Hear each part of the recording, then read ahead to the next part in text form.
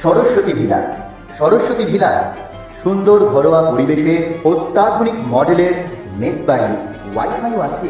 যোগাযোগ করুন 9474922373।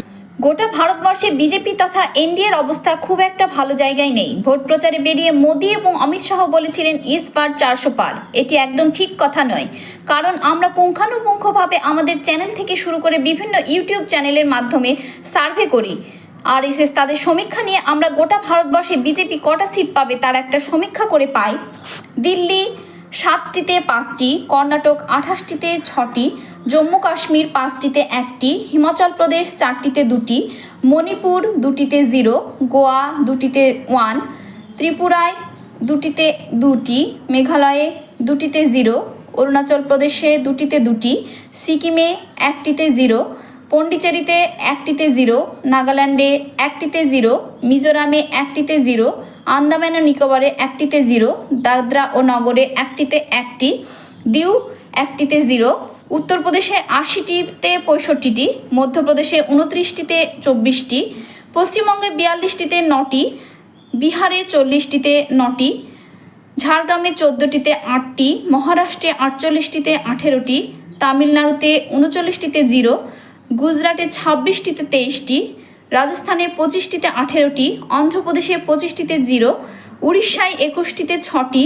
কেরালায় 20টিতে 0, তেলেঙ্গানায় 17টিতে 1টি, আসামে 14টিতে 7টি, পাঞ্জাবে 13টিতে 2টি, ছত্তিশগড়ে 11টিতে 8টি, হরিয়ানায় 10টিতে 6টা সিট, আরও অতিরিক্ত 30টি সিট। তাহলে 233 ও 30, 263। তাহলে এবারের মতো বিজেপি সরকার করা অধরাই থেকে গেল।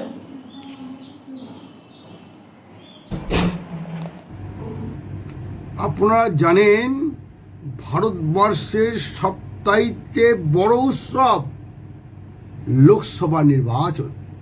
এই নির্বাচনে সকলে জানেন যে এবারে লোকসভা নির্বাচনে কে দিল্লির মসনদে বসবে, ইন্ডিয়া জোট না এনডিএ, এই নিয়ে চুলচেরা বিশ্লেষণ করতে আরম্ভ করেছে।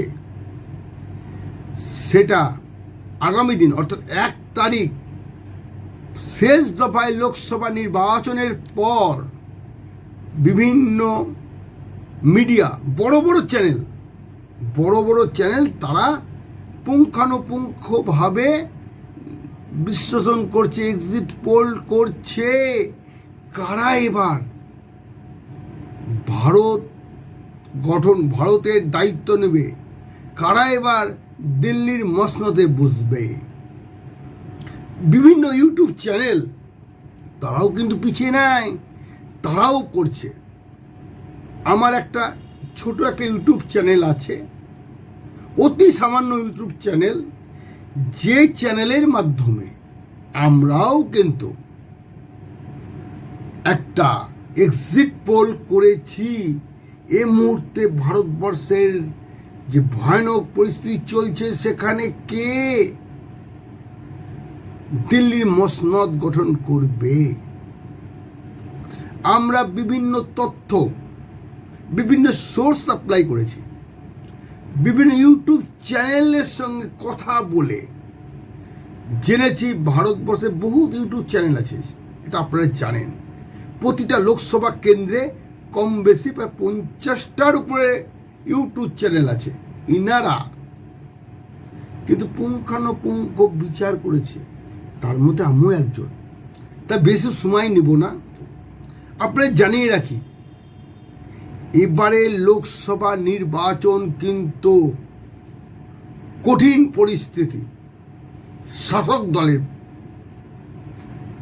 প্রথমে পশ্চিমবাংলার কথা বলি। ইসকে পার 400 পার, এটা বিজেপি একটা স্লোগান তুলেছিল। হয় এর আগে তৃণমূল কংগ্রেস ধরেছিল যে 42-এ 42, তাই এবার মোদি সরকার বলেছিল, মোদি ভারতবর্ষের প্রধানমন্ত্রী, উনি এটা আওয়াজ তুলেছিলেন। কি আওয়াজ? ইসকে বার 400 পার। জানি না 400 পার হবে কিনা, তবে জেনে রাখুন এবারে যে সরকারটি হচ্ছে সে সরকারটি মোদির বাবুর পক্ষে খুব সুখকর নয়। আমি আরএসএস এর সঙ্গে কথা বলেছি, ওদের একটা নিজস্ব সংগঠন আছে আরএসএস, তারাও একটু ভীষণ পা যে এবারে মনে হয় বিজেপি ভারতবর্ষে সরকার হয়তো গঠন করতে পারবে কিনা সেটা সন্দেহ। তো এক্সিট পোল যেটা বলছে, প্রতিটা বুথ ফেরত সমীক্ষা থেকে যেটা বলছি সেটা খুব ভালো নয়। পশ্চিমবাংলার জন্য বলে রাখি, এত দিল্লি প্যাসেঞ্জারি, মোদি, অমিত শাহ, নাড্ডা সাহেব, রাজনাথ সিনহা, কে আসেনি এবারে পশ্চিমবঙ্গ নির্বাচনে? এবার পশ্চিমবঙ্গে যে লোকসভা নির্বাচন হচ্ছে, 42টি আসনে নির্বাচন হচ্ছে, দিল্লির বাবুদের চোখ ছিল সেই পশ্চিমবাংলার দিকে, কিন্তু খুব সুখকর হবে না। আমরা পুঙ্খানুপুঙ্খভাবে বুথ ফেরত সমীক্ষা থেকে বলছি, খুব সুখকর হবে না। কারণ 2019-এ তৃণমূল কংগ্রেস যে রেজাল্ট করেছিল তার চাইতে আরো আরো আরো বেশি সংখ্যক সংসদ নিয়ে দিল্লির দিকে যাত্রা করছে। এটা আমাদের কথা নয়, জেলা বার্তার কথা নয়, এটা কাদের জানেন?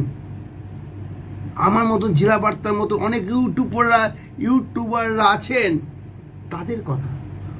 আমি জানি 1 তারিখে বিকেল 5টার পর টিভি খুলে বিভিন্ন চ্যানেল বলবে,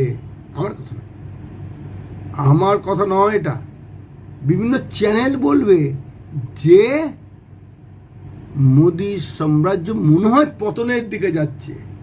একটু দেখে নিন, আমি পশ্চিমবাংলা 42টা আসনটা বলেছি, তারপর গোটা ভারতবর্ষে কি পরিমাণে বিজেপি ধ্বংসের মুখে আসছে সেটাও বলছি।